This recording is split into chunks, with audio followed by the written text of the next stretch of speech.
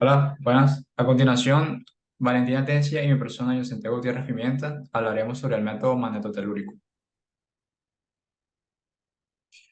La exposición se constituye principalmente de la definición, funcionamiento, principio físico, interpretación, aplicaciones, ejemplo y, por último, las referencias.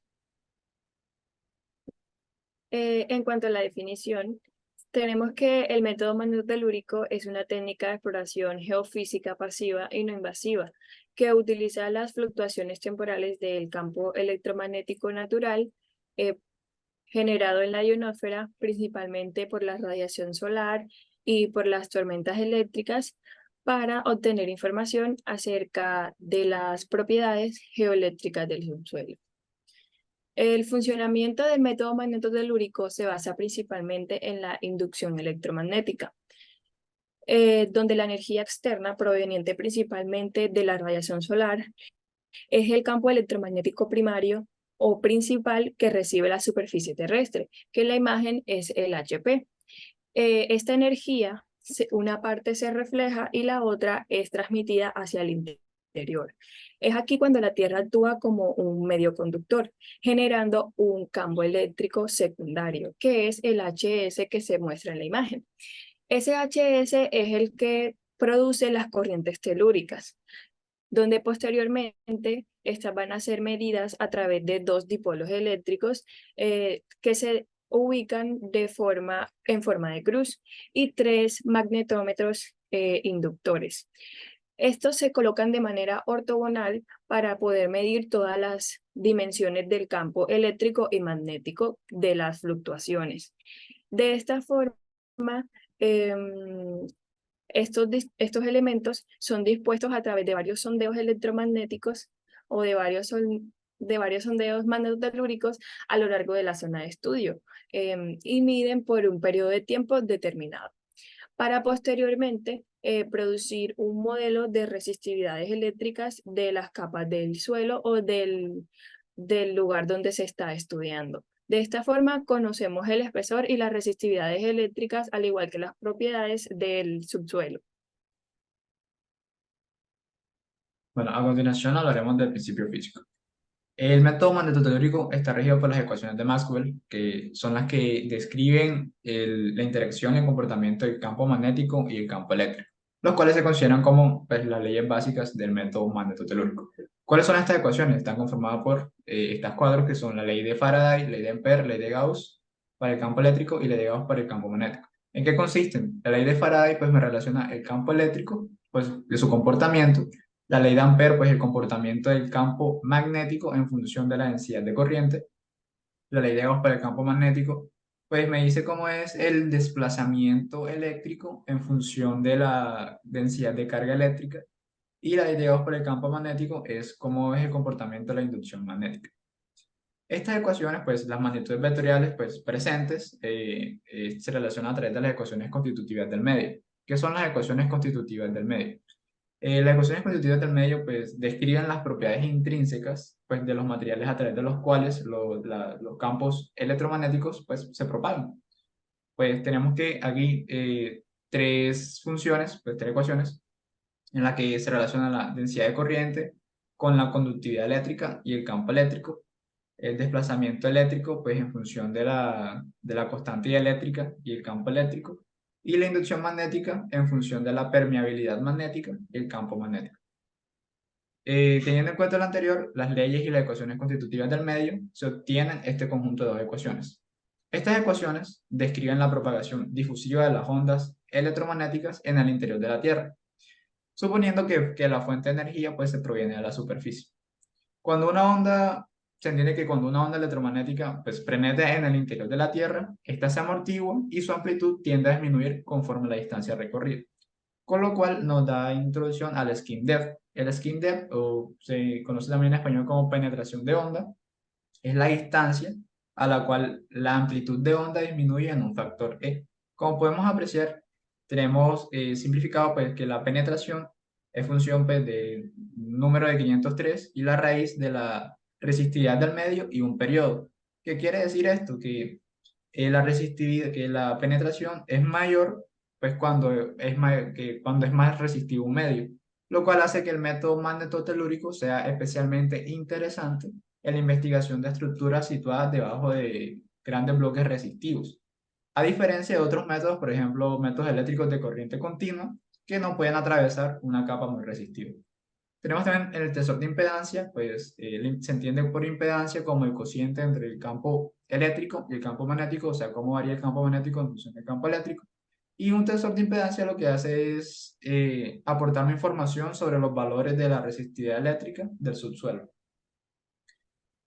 Siguiente, por favor. Bueno, hablemos un poco acerca de la resistividad de las rocas. Pues la resistividad de las rocas depende principalmente de la porosidad, de su contenido de agua, de los minerales que forman pues, la parte sólida de la roca y pues si son secas o son húmedas, o sea, es decir, si contienen el contenido de agua.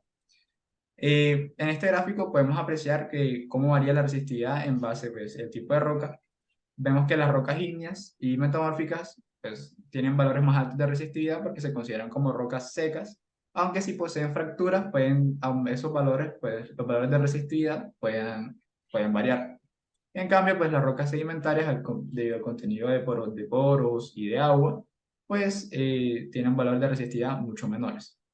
Por último, tenemos la densidad, la dimensionalidad geoeléctrica, que básicamente es representar los datos obtenidos el- por la resistividad en un modelo, que puede ser de tres tipos. En una dimensión, que simplemente es en base a la profundidad; en dos dimensiones, que es en base a la profundidad y a lo largo de una distancia pues, horizontal; y en modelo 3D, que son todas las componentes del tensor de impedancia que son diferentes entre sí, o sea, en todas las direcciones. Ok, la interpretación del método. La interpretación del método magnotelúrico la quisimos representar en un ejemplo.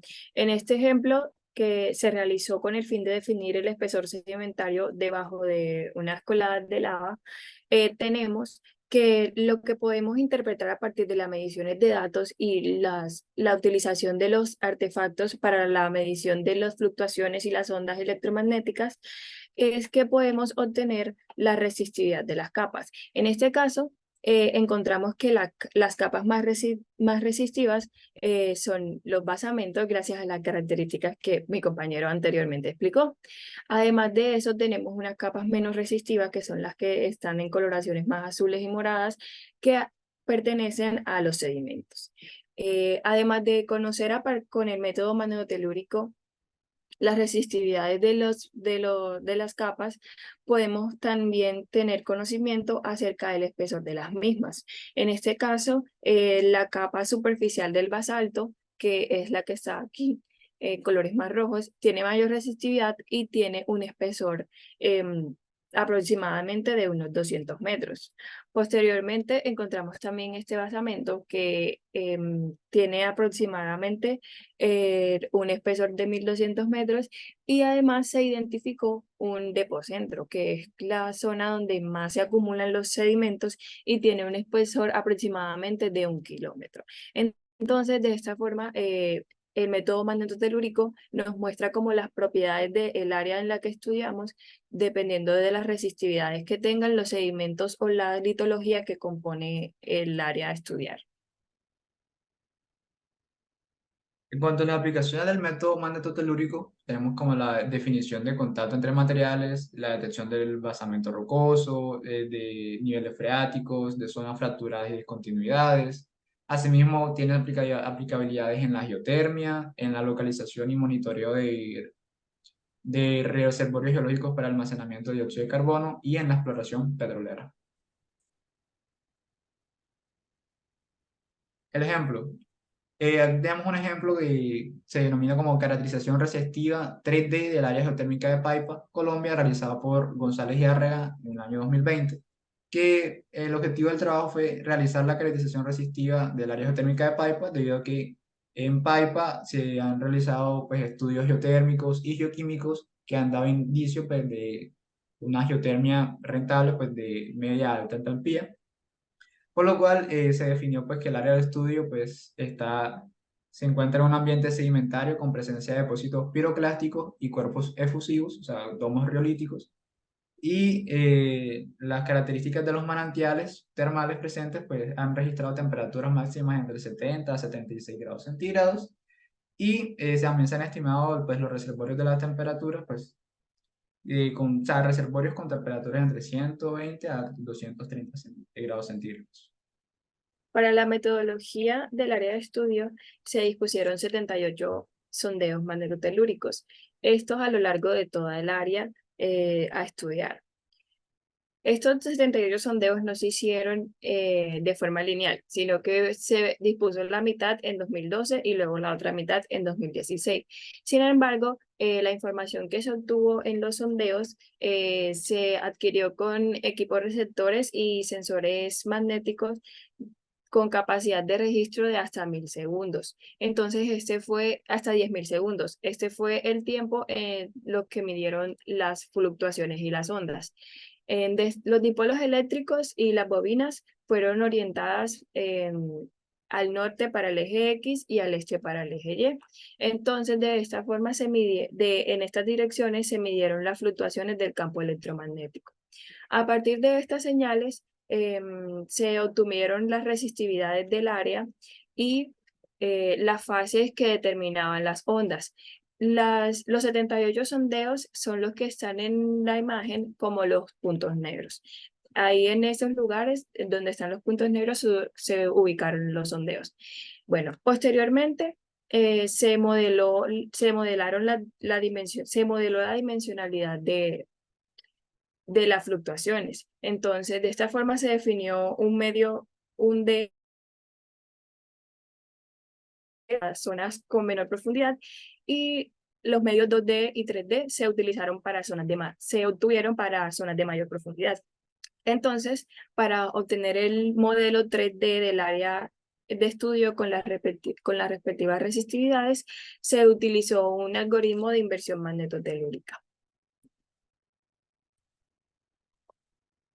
Los resultados que se obtuvieron en este estudio fue principalmente el modelado 3D del área a estudiar. Entonces, además de eso, se obtuvieron las anomalías. Estas anomalías hicieron entender cómo se comportaban los fluidos. Entonces, se obtuvo como resultado final la ubicación del reservorio de mayor temperatura, que es este que encontramos en la imagen. Pero a partir de este reservorio se encontraron unas anomalías determinadas C1, C2 y C3. Estas anomalías se comportan como un cuerpo conductor que disipan el calor a lo largo de toda el área. De esta forma se tienen los manantiales o los reflejos de la temperatura que sale del reservorio.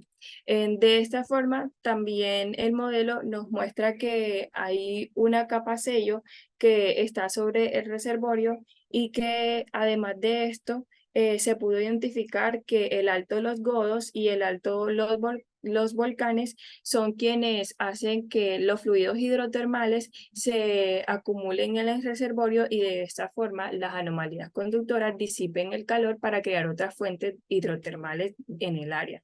Entonces, pues en conclusión, el ejemplo lo que buscaba era encontrar el reservorio, caracterizar la temperatura que tenía, que llegaron a la conclusión que era una temperatura alta que se puede utilizar incluso para la generación de energía eléctrica y además de eso pudieron identificar la forma en cómo se mueve el calor a partir de estas anomalías conductoras, que además de eso están asociadas a fallas de bajo ángulo, lo que hace que los fluidos calientes se muevan más rápido dentro de estas anomalías.